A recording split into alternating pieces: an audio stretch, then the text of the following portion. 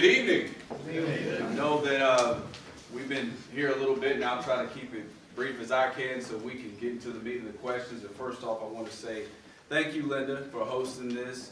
It's always fun to be in front of friends. I know a lot of people in this room, served with many of you. Chairman Bird, this is a distinguished leader who served in chair of 2 different county commissions. Anytime he came to Hall County, he was making sure he was looking for property. We didn't want to make it a third, so congratulations on that, on serving here. And Jim, thank you. So is Jim still here? Where did you take off to? All right, well, Jim as well, I appreciate serving with you guys on the county commission. This is always fun to come to Dawson County. I'm from right across the pond, and we have a lot in common. Our areas of the state have a lot of the same challenges. Our school systems are kind of the same. Same with, as Will was saying about his school system, Gainesville City Schools is pretty small. We have 1 high school, 1 middle school. We're also a charter school system. I serve as chair of our charter school system for the high school. I've served as chair for the middle school. And, today is actually my first day in the race. So I am excited to be here to get the dust off the campaign. I told my friend Fitz here, I was telling him when I first walked in, I got a good welcome email from his consultant, my first attack of the race. But I did tell, the good thing about Fitz, he's a good humored guy. We did agree that will not be the case in this race, and we will keep it above bar, and I think that we can talk about the issues. That just lets you know that folks know about you, so I'm glad to be here. Now, when it comes to education, I want to echo what a lot of folks have said, because you got to know a person where they're coming from. You got to know why they're in this race. What have they done when it comes to education to really hit on the issues that matter? I think you're right, culture is a big part of it. When I was 24 years old, I was a third-year law student at the University of Georgia. I was living in Gainesville, commuting to Georgia and to Athens every day. And my school superintendent came to me, he said, "Ashley, here's a problem we have. We have too many kids, most of them from minority communities, that are failing out of school and they're not coming back home." He said, "Here's what I'll do. If you can get together with some other young professionals and figure out how in the world we can help these kids stop from failing out of school, I'll cut the red tape. I'll let you come in and do whatever you need to do to get it done. But we don't want to make failure an option." So here's what we did. I went to young professionals, people like Will, who had jobs around the computer. And I said, "What would you do for 10 hours? Would you sign up with me to look online and check the kids' grades?" We got Power School. Every grade, every time a kid goes in and a teacher posts a grade, you can see it online, real time. Well, I went to my school system and they said, "Look, we're going to hand you 48 kids. Every one of them's failing 1 class. 48 kids, everyone's failing at least 1 class." So I went to my young professionals and I said, "Look, everybody split them up. Let's call them, let's talk to them, and let's figure out what we can do." My superintendent came and said, "Well, here's a contract. You sign this contract with the school system saying you're going to keep their grades personal. You're going to call their parent and you say, 'Look, I'm going to do everything I can to help your child. If you want to work with us, we'll work with us. If you don't want to deal with us, that's fine, but we want to step in and try to help.'" So here's what we did. We realized that out of those 48 kids, so many of them had problems that had nothing to do with what was going on inside the classroom.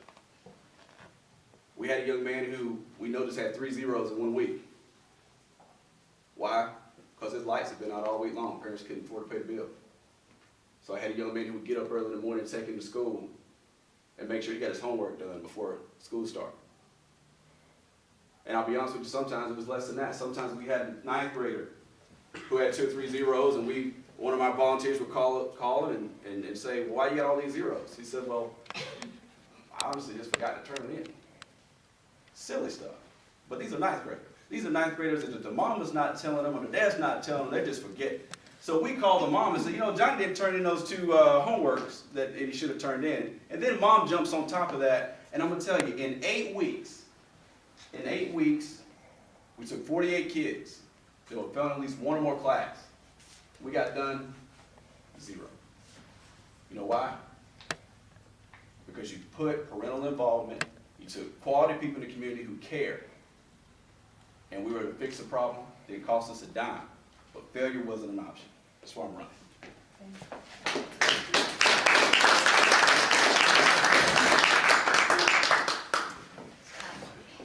Welcome to the race. Thank you. Next time we haven't taken a handshake. I didn't get a welcome email from you. Okay. Okay. right, and no snarky, so it's okay, sorry. Thank you. So anyway, that's okay, it's okay. Well, good evening, thank you so much for having me, I'm really thrilled to be here. And what was the gentleman's name? Is he still here that was sitting here from Riverside? Dennis. So he said he suffered from reckless honesty, I think that was his. Yes. I liked that phrase, I almost tweeted it out, but I didn't want to get in trouble with him because we were talking about some of the cultural issues with Facebook and Twitter. I did tweet other things. But I'm going to suffer from that too. I am very thankful to have Mr. Valnerace, as I am Mr. Dawson and Richard Woods, and we have some other candidates that aren't here with us tonight. And I think they all have really organic, genuine reasons to be here, and they care. We all care about kids. There's no doubt about that. But anecdotes and platitudes are not going to solve the problems that we have in education in Georgia. Those things are not scalable. We have, 1.5 million students in our state. We have over 111,000 teachers.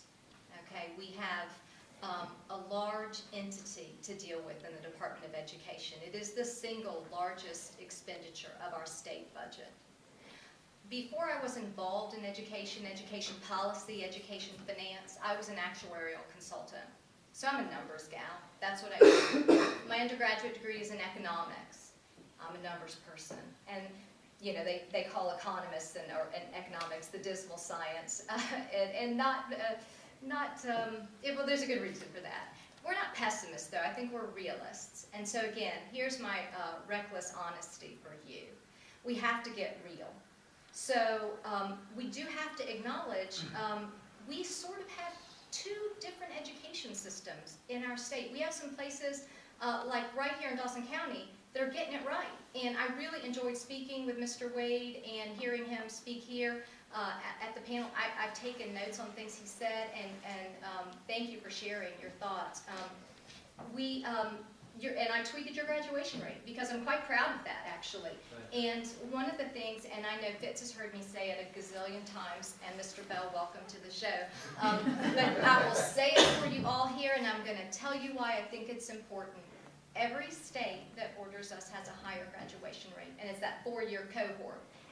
We do calculate a 5-year cohort, it's the same story when you look at the aggregate, and that's what the state school superintendent has to do. We have to look at the aggregate. We're responsible for the big picture. People like Mr. Wade, they got to get it done on the local level. And he's got a really hard job. I know.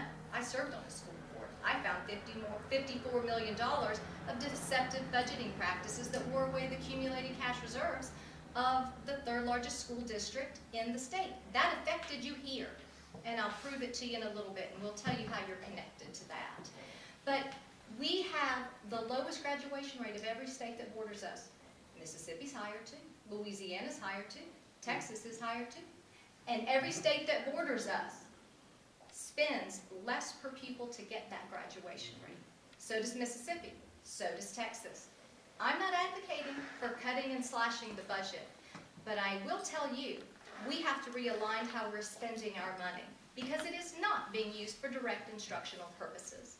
When you look at the growth rate of bureaucracy in our state, it tells a tremendous story. You can go to Ms. Dodd's foundation, the Georgia Public Policy Foundation. You can go to their website and find lots of information about it.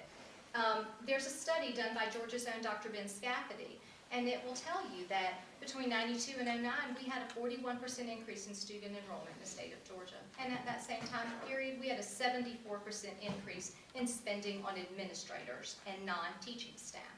That is simply unacceptable. Dr. Scafidi goes on to tell us that just sort of a back of the envelope calculation, if you were to essentially hold the growth rate of administrators at that which was student enrollment, which I still think is too high, there's no need to grow them at that rate, but if you did, you would have almost $8,000 a year more to give every teacher in the state. So that is where our money should be going, and that's not where it's going. It is in Dawson County. I took the liberty, Stan and I had this, my husband Stan's over there, we had this discussion on our way up here, what's Dawson's chart look like? Because we've mapped and charted every single district in our state. There's 180 of them, 159 county and 21 cities, and you will see an explosion in administrative spending. Are you timing me, by the way? Okay, how much time? None. I'm done, okay. Well, I'll finish up with this thought. I didn't see you before, I wasn't paying attention, so I'm really sorry. I'll finish with this thought. We have seen explosions in the salary categories for almost every district. Dawson County has not been one of those districts, so you should be quite proud of Mr. Wade. I've looked, and direct instructional expenses have really done well in Dawson relative.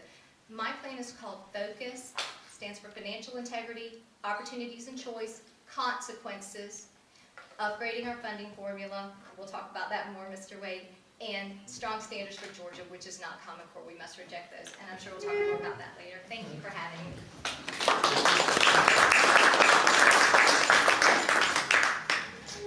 Well, I'm Fitz. I'm the one that had the unfortunate recipient of a text from one of my consultants on the way up here. If you know me, we've been on this trail for about 4 months, and that was unfortunate. I apologize to Ashley when he came in the door, and your lovely wife Lauren. My apologies for something my consultant stepped up and did without my knowledge, and I also apologize to Linda. There's no place for that in this race. Where hey, long as one of us wins, we all win. Okay, folks are here because they're passionate about education. I'm here because I'm passionate about education. A little bit about my background. I grew up in Northern Virginia. I'm from Cobb County here. I went to the Citadel, my undergraduate in education. I have a master's degree in education. I have a law degree from the University of Kentucky College of Law. I spent 21 years in the military, in the United States Army as an Army Medical Service Corps officer. After coming out of the military, I started a business with my father and my brother. And we've been talking about family and the involvement of parents here today. And it's vitally important. Our community, our parents, my parents. We started a business from scratch, grew it to 1,700 employees, 36 states and 6 foreign countries nationwide. As a CEO when we sold that company a few years back. Since then, I have been involved with my brother as my partner in an investment company. I'm a coach now. Love kids. I've been coaching kids for 30 years. I'm currently a community coach at Wheeler High School down in Cobb County, where I coach wrestling and football. I got 3 great kids, all went through public schools at Marietta City Schools. Also at Marietta City Schools, where I sat on school council there for 4 years, doing my part. So I've been around this business for a long time. And I'll tell you what, I think it's transferable. That's called leadership. DOE has over 700 employees. We need to make sure that they are managed efficiently. We need to make sure that our legislature, our governor's office, our Board of Education, and the state school superintendent are all on the same sheet of music. That's something I intend to work very hard at. And again, as I talked about just a few minutes ago, is our community involvement. There's no reason that every child should not have the opportunity for the best education. Now, while my education background is great, I'm not a rocket scientist by any stretch of the imagination. I work hard at what I do. I work very hard at what I do. I was one of those kids that needed that extra help. And that's how I've been able to do it. When I see these kids I coach every day, they've got it in their eyes. They want to achieve. And we need the school teachers, the teachers and the educators that we have every day. We need to make sure we take care of our educators. They are on our front lines. We make sure they're trained, they're well paid, and look, we need to pat them on the back, tell them they're doing a good job. So that's why I'm in this business, because I want to see, I understand, and everybody in this room understands the economic impact that our kids have. We talked about it earlier.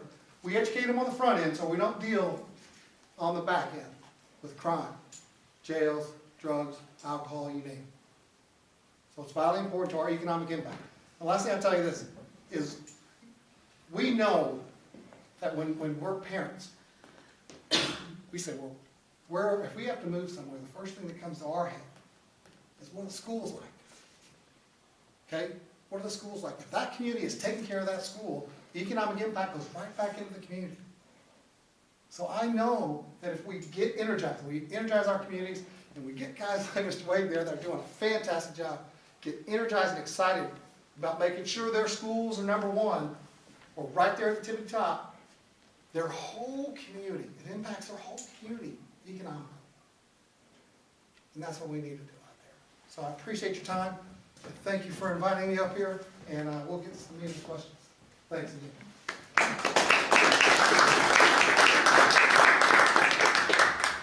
Well, if anybody else would like to join us, we have room to take. So wait. My name is Richard Woods. I'm from Tifton, Georgia. I'm a southern boy, as far as the southern part of the state. But a little bit about myself as far as my background. For 22 years, I worked in the Irwin County school system. 14 years, I was a social studies teacher at the high school. Coach for probably close to 16, 17 years, various sports. For 8 years, I was an administrator down there. And this meant that I served as assistant principal, K-5 curriculum director, middle school, high school, alternative school principal, preschool principal, hospital homebound system director, homeschool system director, and even chased a few dogs and cats and snakes and birds out of the hallway. Okay, so what this has given me is it's given me pre-K through 12th grade experience at the school level. And so the things that we have talked about, the things that we are looking at, what is important in school, these are things that I've had to deal with and have dealt with, for the most part of my life. Prior to getting into education, I was a purchasing agent for a company out of Kennesaw and also out of Newark, New Jersey. Today I'm a small business owner. So I bring in that knowledge as far as looking at spending money, but also managing money as well, and being the owner of a business. And then in my spare time, I work with kids. I worked with kids since I was 18, in my local church, being either youth teacher, youth director, missions director. So these are things that with kids and education have been a part of my life. And so as you look at, what about policy, moving away from personal experience, there's a couple things I would like to touch on, and some things that we look at, and of course, Common Core is one of the main issues. And again, I say common sense over Common Core. For us in the state, what we do have to realize, and again, when I was a candidate in 2010, I spoke out against the race to the top grant. Because what I do understand, and being a history teacher, and one who read and knows the Constitution, we have to make sure that we govern education in Georgia. It's our constitutional right. It is not a delegated power given to the federal government. But more importantly, it is your right at the local level. This is where education is going to have the impact. It's not going to be up here in the front office. It's not going to be in the central office, the state office, or in Washington, D.C. It's down here. And so we have to have that mentality of allowing you to do that. And that means when we look at our standards, quote, what Common Core, basically you're talking about standards, we have to make sure we have the very best. That it allows our teachers to teach and our kids to learn. And so that is an ongoing battle, and it will continue to be an ongoing battle. It is a process that we looked at under No Child Left Behind, and again, continue today. And then finally, as we look at this, for me as an educator, I say we need to concentrate on the classroom. That's because that's where our kids learn, that's where our teachers teach, and that's where education takes place. If we're going to make a change, it's going to be in the classroom. That is where education has taken place for hundreds and hundreds, if not thousands of years, is the classroom. Because the two most important people, our teachers and our students, are there. And so by doing so, what we have to do is we have to allow our teachers to teach. That means we have to reduce their paperwork, cut some of this unnecessary testing that goes on, looking at some of the data collecting. Because when we do things like that, we're taking time away from actual one-on-one instruction. We have to allow them to do that. We have to free them up. I think when Mr. Wade was speaking, all I have to say is amen. We have to allow our teachers to have that ability to do so. We have to concentrate on the basics. And then we build on the basics. There's a reason why we look at reading, math, and writing. Those are foundation stones. But we have to catch those between K and 5. Our kids have to be on grade level. We know research shows reading by 3rd grade. They have to be in grade level by 5th grade by math. And so we do need to have that front end. That's where we need to have the emphasis right now. When you look at law enforcement and things of that nature, they look at our scores and they look at reading and things of that nature so they can plan for the future as far as how many beds they're going to need in detention centers. So it's important to law. It should be important to us. So we have to make that change and make that focus. One of the things I'm very passionate about is literacy. I want to make sure that Georgia is the #1 literate state in our nation. And that means we start before we get in, getting our kids into school. We need to have community outreach. We need to deal with our profit, nonprofit, individuals, to work with parents when they're having children, to tell them the importance, to show them the importance, to give them books. One of the things my wife was a reading recovery specialist, what she says is, Richard, the best thing our parents can do, take 5 minutes a night and read to the kids. It'll increase their vocabulary, it increases their structure, it increases their chance of success. And so we have to do that because that has a one-on-one correlation of success. We have to do a better job of teaching our nation's history. One of the things that we're very adamant about, teaching our Constitution, going back to the original documents, such as the Constitution, the Declaration, the Federalist Papers, and Anti-Federalist Papers. That's where we learn. Because one of the things we know that for me as an individual, that any kid who graduates, if we can make sure that they fully understand that it's better to be independent from than dependent on government, we've done them a service. We cannot allow our great nation to become a dependent society. So again, I think my time is up, and I don't want to run along. But again, I appreciate it, and thank you very much, okay?